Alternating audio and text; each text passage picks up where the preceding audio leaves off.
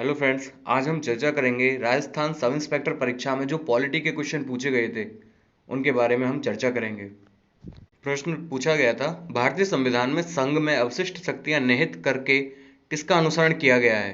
कहाँ से ली गई हैं ये शक्तियां जो है, कहाँ के संविधान से ली गई हैं? वीडियो पॉज करके आंसर दीजिए।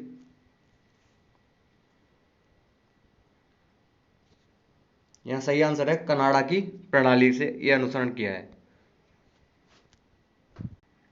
देखिए, बात करते हैं अवशिष्ट शक्तियों के बारे में।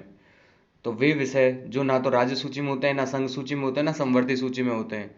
इनके अलावा जो विषय होते हैं उन पर जो कानून बनाने की शक्ति होती है उसे ही हम अवशिष्ट शक्ति कहते हैं। और देखिए, यहाँ बताया गया है कि कनाडा संघात्मक विशेषताएं, अवशिष्ट शक्तियां केंद्र के पास रहेंगी। अनुच्छेद 248 में भी लिखा हुआ है कि अवशिष्ट शक्तियां संसद के पास ही रहेंगी। अगला प्रश्न पूछा गया, भारतीय न्याय व्यवस्था में जनहित याचिका के प्रारंभ के समय भारत के मुख्य न्यायमूर्ति कौन थे?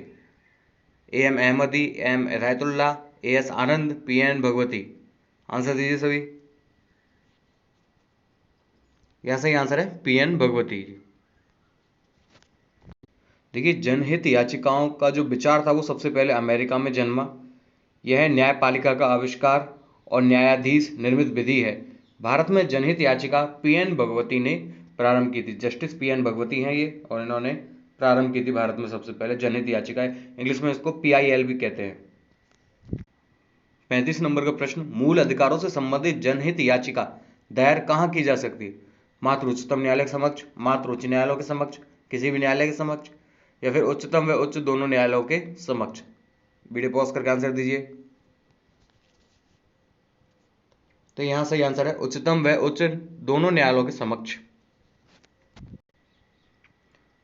देखिए, जनहित याचिका यानी पीआईएल अनुच्छेद 226 व अनुच्छेद 32 के तहत दाखिल की जाती है, लेकिन तब याचिकाकर्ता को बताना होगा कि कैसे आम लोगों का अधिकार प्रभावित हो रहा है। मूल अधिकार के उल्लंघन के मामले में हाई कोर्ट और सुप्रीम कोर्ट में जब याचिका दायर की जाती है, तो यहाँ बताया गया कि हाई कोर्ट और सुप्रीम कोर्ट में जब याचिका दायर की जाती है तो सरकार को प्रतिवादी बनाया जाता है, क्योंकि सरकार की ड्यूटी है कि वह आम लोगों के मूल अधिकार की रक्षा करे। इसलिए सरकार को इसके लिए निर्देश देने की गुहार लगाई जाती है। अगला प्रश्न पूछा गया, भारत के संविधान की प्रस्तावना में दिए गए आश्वासनों का सही क्रम क्या है?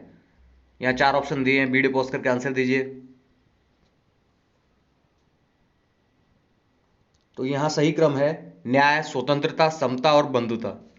तीसरा ऑप्शन सही है। देखिए, यह है भारत के संविधान के उद्देशिका का पृष्ठ, और यहाँ आपको बताया गया है, देखिए क्रम बताया गया है। सबसे पहले न्याय लिखा हुआ है, न्याय के बाद स्वतंत्रता लिखी हुई है, फिर उसके बाद समता है, फिर उसके बाद बंधुता है। तो यही क्रम पूछा गया था। तो सबसे पहले था न्याय, स्वतंत्रता, समता और बंधुता। प्रश्न पूछा गया था, भारत के संविधान के अनुसार एक व्यक्ति एक समय में अधिकतम कितने राज्य और राज्यों का राज्यपाल हो सकता है? 1, 2, 3 या फिर अधिकतम संख्या निर्धारित नहीं है? आंसर दीजिए। यहां सही आंसर है, अधिकतम संख्या निर्धारित नहीं है। 7वां जो संविधान संशोधन हुआ था 1956, उसके तहत एक राज्यपाल एक से अधिक राज्यों के लिए नियुक्त किया जा सकता है। अब बात करते हैं राज्यपाल के बारे में, राज्यपाल की नियुक्ति के बारे में। संविधान के अनुच्छेद 155 के अनुसार राज्यपाल की नियुक्ति राष्ट्रपति के द्वारा प्रत्यक्ष रूप से की जाएगी, किंतु वास्तव में राज्यपाल की नियुक्ति राष्ट्रपति के द्वारा केंद्रीय मंत्रिमंडल की सिफारिश पर की जाती है, और किसी व्यक्ति को उस राज्य का राज्यपाल नहीं नियुक्त किया जाएगा जिसका वह निवासी है।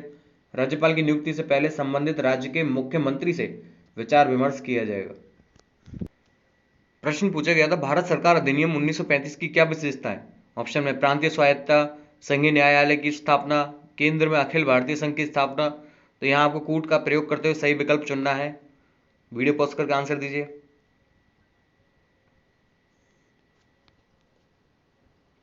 देखिए, यहाँ सही आंसर है ए, बी और सी, तीनों कथन यहाँ सही हैं।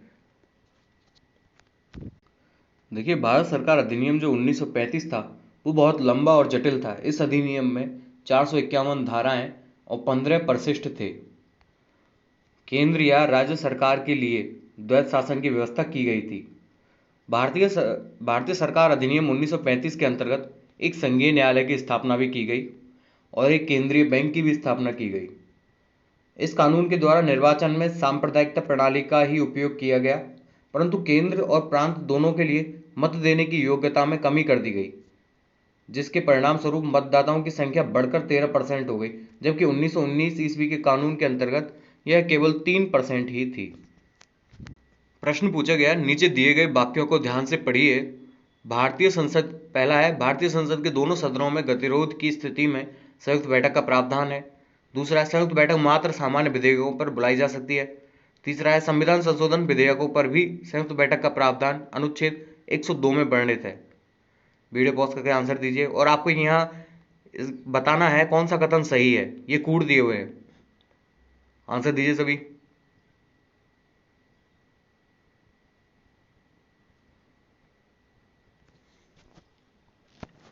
देखिए यहाँ पहला और दूसरा कथन सही है, तीसरा यहाँ गलत है।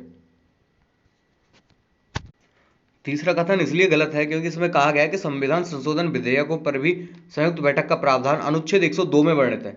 102 में नहीं, 108, अनुच्छेद 108 में संयुक्त बैठक का प्रावधान है, तो इसलिए यह गलत है तीसरा कथन। देखिए भारत में अब तक 3 बार ही संयुक्त बैठक का आयोजन किया गया है। पहला तो है दहेज विरोधी कानून के ऊपर, 1959 में दहेज विरोधी कानून पर बुलाया गया था। और जो दूसरा है वो बैंकिंग आयोग विधेयक पर 1978 में संयुक्त बैठक बुलाई गई थी। और जो तीसरी थी वो आतंक निरोधी कानून पर, पोटो एक्ट के लिए संयुक्त बैठक बुलाई गई थी। प्रश्न पूछा गया, भारतीय जनसंघ के संस्थापक कौन थे?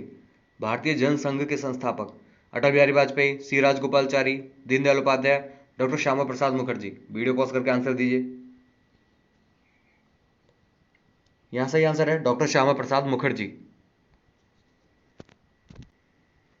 देखिए भारतीय जनसंघ भारत का एक पुराना राजनीतिक दल था जिससे 1980 में भारतीय जनता पार्टी बनी।